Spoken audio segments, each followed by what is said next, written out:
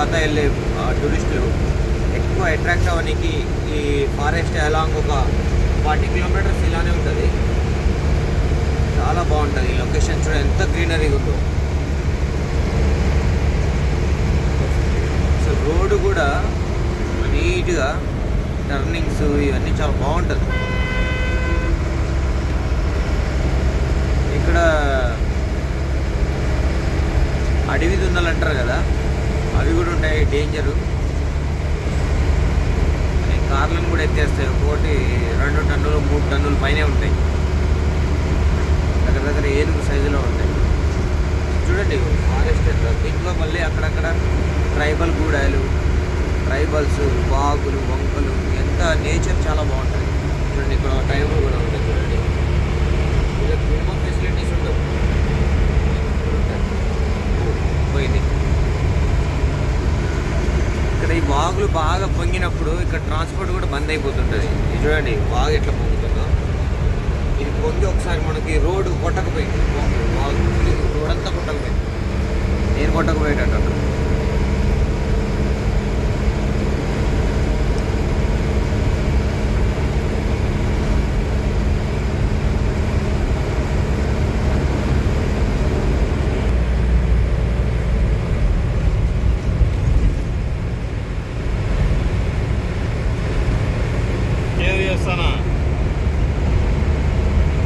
చూడండి ఫ్రెండ్స్, ఇప్పుడు ఈ యొక్క రోడ్డు ఉంది కదా, ఇది టువర్డ్స్ గోదావరి వరకు ఉంటుంది. ఇప్పుడు మనకు తెలంగాణలో ఒక 40-50% ఇసుక ర్యాంపులు అన్నింటి నుండే వెళ్తాయి ఎక్కువ. ఇక గోదావరి బెల్ట్ నుంచే వెళ్తుంది. అయితే ఈ రోడ్డు చూడండి ఎంత చిన్నగా ఉందో. ఇప్పుడు దీని మీద 2 లారీలు ఎట్ ఏ టైం పాస్ అవుతుంటాయి. అక్కడక్కడ చిన్న చిన్న పులులు కూడా ఉంటాయి. బొమ్మలు మాత్రమే, రియల్ పులులు కావు. అయితే ఈ యొక్క రిజర్వ్ ఫారెస్ట్ మొత్తానికి పర్మిషన్ లేదనమాట. ఈ రోడ్ మీద ఎక్కువ హెవీ వెహికల్ వెళ్ళాలంటే, ఇంకా కొంచెం రోడ్ ఎక్స్టెన్షన్ చేయాలంటే ఫారెస్ట్ వాళ్ళు పర్మిషన్ ఇస్తలేరు. కొన్ని చెట్లు అయితే మెయిన్ రోడ్కి పక్కన ఇంకా చాలా దగ్గర ఆనుకునే ఉంటుంది. ఈ చెట్టు చూడండి రోడ్డుని ఆనుకునే ఉంది. లారీలు క్రాస్ అవ్వాలంటే, 2 లారీలు పోవాలంటే మనం రోడ్డు దిగాల్సిన పరిస్థితి వస్తుంది. అంత చిన్న రోడ్డు ఇది. మధ్యలో ఎక్కడైనా బండి అయిపోతే వాడి పరిస్థితి ఏందో కూడా తెలియదు. మొత్తం ఫారెస్టే ఉంటుంది చూడండి. కానీ ఫారెస్ట్ నేచర్లో అసలు సిటీ లైఫ్కి అలవాటు పడి జనాలు ఆ సిటీలలో బతుకుతారు, కానీ అడవిలో ఏం లేకుండా కూడా బతకొచ్చు. ఏం చూడండి, ఇక్కడ ఒక ట్రైబల్ గుడేం ఉంటుంది. పోయింది లోపల ఉన్నది, పోయింది. వీళ్ళ బతుకులే ఆరోగ్యంగా హ్యాపీగా ఉంటాయి. మనం బతకాలంటే దానికి ఏదో ఒక పైసలు పెట్టుకోవాలి. చూడండి అసలు ఈ నేచరు ₹1 ఇచ్చి బతకాలన్నా కూడా బతకలేము. ఇంత ఫ్రీ నేచర్ ఇది. ఎక్కడెక్కడో సిటీలలో బతుకుతుంటా, ఆ పొగగాలి పీల్చుకుంటా, పొల్యూటెడ్ అన్ని రకాల పొల్యూషన్లు తినుకుంటా, ప్రతి పాలలో కల్తీ, ఫుడ్లో కల్తీ, ఏదైనా కల్తీ. ఎక్కడికి వస్తే 2 బర్రెలు పెంచుకొని ఒక ఎకరం వరేసుకొని 4 రకాల కూరగాయలు వేసుకుంటే జీవితం మొత్తం వెళ్ళిపోతుంది. చూడండి అసలు ఏంటి నేచర్. అసలు బాంబు. ప్రకృతి ఇంత అందంగా ఉంటుంది అనేది ఇటు వచ్చినాక మీకు ఫీల్ అవుతుంది. వాగులు, ఆ వాగుల అందాలు, అయ్యో.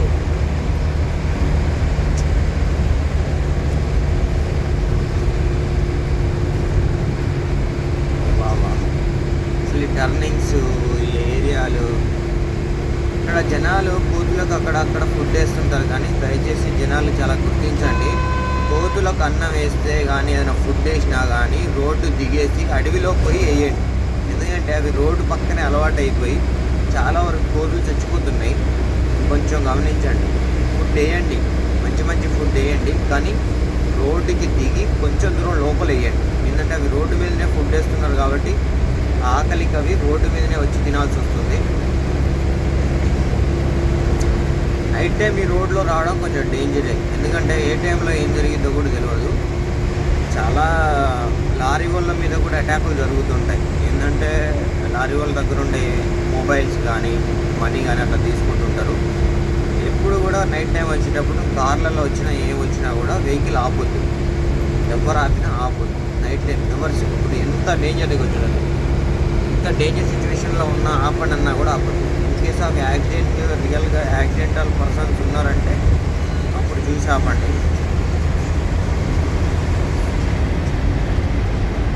చూడండి ఫ్రెండ్స్, మనం ఎంత దూరం నుంచి వస్తున్నాము. కంటిన్యూగా 20 కిలోమీటర్స్, అరౌండ్ 16 కిలోమీటర్ల దారి వచ్చాము.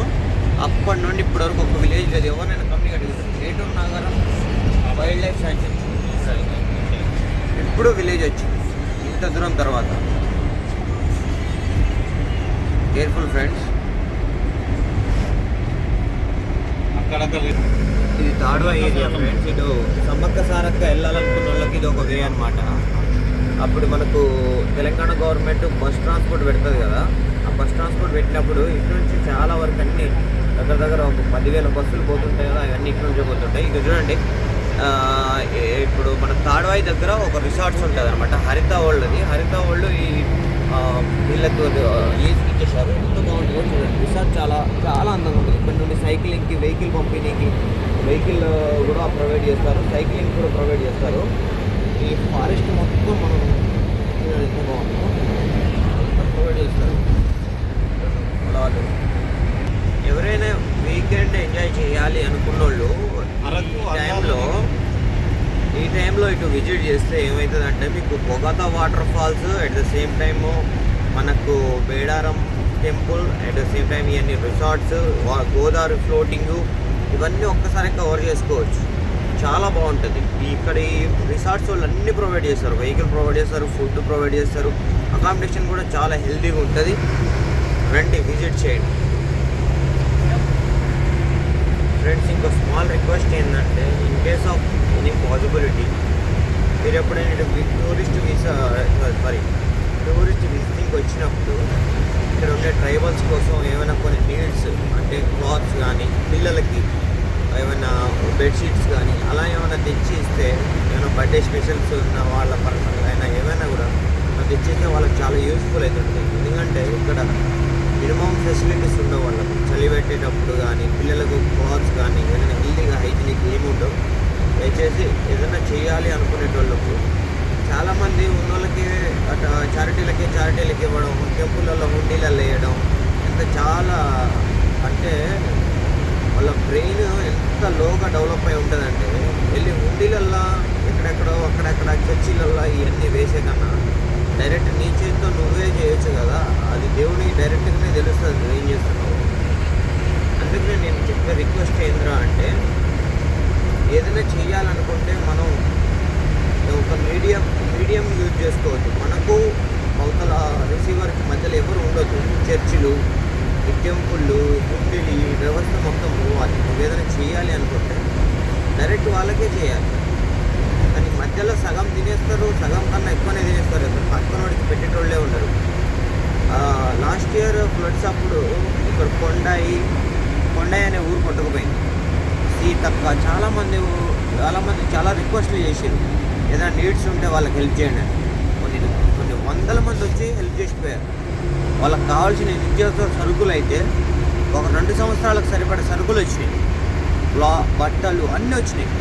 అలా వాళ్ళకు బెనిఫిట్ పొందారు. అదే గవర్నమెంట్ నుంచి ఒక సాయం అందాలి అని అంటే వాళ్ళకు కొన్ని నీడ్స్ కావాలి. మినిమంలో మినిమం ఒక్క ఇంటికి అప్పటికప్పుడు అంటే బెడ్షీట్స్ ఉండవు, ఏం ఉండవు, కప్పుకోనికి ఉండదు, పైన ఒక బ్లాక్ మ్యాట్ ఉండదు, ఒక షెల్టర్ ఉండదు. చలికి వానకి ఎక్కడ తడుచుకుంటా బళ్ళల్లో పబ్లిక్ అంటే అకామిడేషన్స్ ఏది కూడా ప్రొవైడ్ చేయడానికి కూడా అంత పాసిబిలిటీ ఉండే ప్లేస్లు అవి. అలాంటి వాళ్ళకి ఏదైనా చేయాలి కానీ ఏదైనా చేయండి కానీ హుండీలలో వేసే వ్యవస్థ అనేది పోవాలి. హుండీ అనే కాదు, చర్చిలు, మసీదులు, ఈ వ్యవస్థే పోవాలి ఫ్రెండ్స్. ఇంకోటి ఏంటంటే, మనకాడు ఉన్న దాంట్లో మనం ఏదో ఒకటి చేస్తేనే మన లైఫ్కి ఒక సార్థకత. దేవుడు ఇంకో 10 రూపాయలు ఎక్కువ ఇస్తాడు. చేయండి, మీ ఇష్టం ఫ్రెండ్స్. ఇక చూడండి, ఎప్పుడైనా టూరిస్ట్కు అంటే ఏదో ఈ నేచర్ ఎంజాయ్ చేయాలి, కొన్ని టెంపుల్లో ఎంజాయ్ చేయాలని వచ్చేటోళ్ళు ఏం చేస్తారంటే, నైట్ డ్రైవ్ చేసేటప్పుడు కానీ, డే టైంలలో కానీ ఆల్కహాల్ తీసుకొని డ్రైవ్ చేయడం వల్ల మన ప్రాణాలతో పాటు అవతల ప్రాణాలు పోనీకి కూడా ఛాన్సెస్ ఉంటాయి. ఏం చేస్తారంటే, మళ్ళీ ఇంకోటి ఓవర్ స్పీడ్లో ఓవర్టేక్లు అసలే చేయదు. ఇది చూడండి, ఇది ఒక ట్రైబల్ ఏరియా. కనబడుతుందో కనబడతలేదు. పెంకులిల్లులు ఫ్రెండ్స్, పెంకులిల్లులు. డ్రైనేజ్ సిస్టమ్ ఉండదు, వాటర్ ఫెసిలిటీ ఉండదు.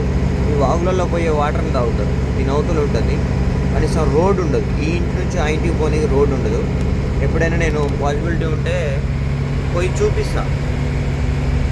ఇగో ఇలాంటి పిచ్చోళ్ళు ఉంటారు అనమాట. వీళ్ళంతా ఫాల్తుగాళ్ళు. ఎట్లా ఫాల్తుగాళ్ళు అంటారంటే, రోడ్డు మీద ఇస్తే చాలా నేరో రోడ్డు మీద వచ్చి ఇట్లా ఫోటోలు దిగుతుంటారు అనమాట.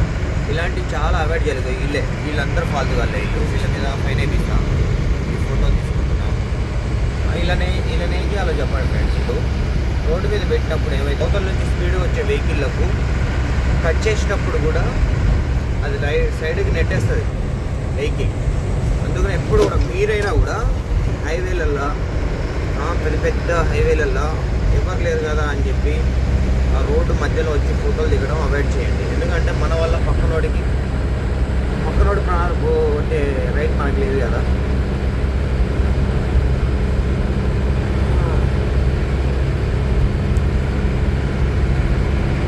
పోయింది మంచి ఓపెన్. చూడండి ఫ్రెండ్స్, అసలు డార్క్ ఫారెస్ట్ అనేది అమెజాన్ ఫారెస్ట్ లాగా అక్కడ ఇక్కడ అంటుంటారు కదా. నేచర్ని మనం కాపాడుతుంటే మనల్ని నేచర్ కాపాడుతుంటే నేను ఎంత చెప్తున్నాను. ఎంత గ్రీనరీలో ఎంత ఆక్సిజన్ జనరేట్ అవుతుందో చూడండి. కనీసం బెంగళూరు లాంటి సిటీలల్లో ఇంటికి ఒక చెట్టు కాదు, ఒక ఏరియాలో కూడా ఒక 4-5 చెట్లు కనబడవు. ఎందుకు కనబడవు అంటే పాపులేషన్ పెరిగే కొద్దీ ల్యాండ్ మొత్తం క్లియర్ చేసి ఇల్లు కట్టేస్తున్నారు. వాళ్ళకు వాటర్ సోర్స్ లేక వాళ్ళు ఎక్కడెక్కడో 10,000, 20,000, 30,000 పెట్టి ట్యాంకర్లు కొనుక్కొని వాటర్ యూజ్ చేస్తారు. అదే వాళ్ళు ఎవరింట్లో వాళ్ళు గుంటలు తవ్వుకొని డ్రైన్ సిస్టమ్ క్రియేట్ చేసుకొని వాటర్ని స్టోర్ చేసుకునే సిస్టమ్ తెచ్చి చెట్లు నాటుకుంటే టెంపరేచర్ డిక్రీజ్ అవుతుంది, water source under ground water source increase అవుతుంది. ఇంకా చాలా యూజెస్ ఉంటాయి.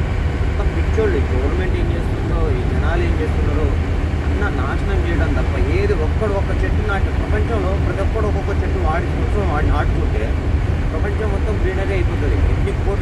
ఎంత కోట్ల జనాభా ఉంది.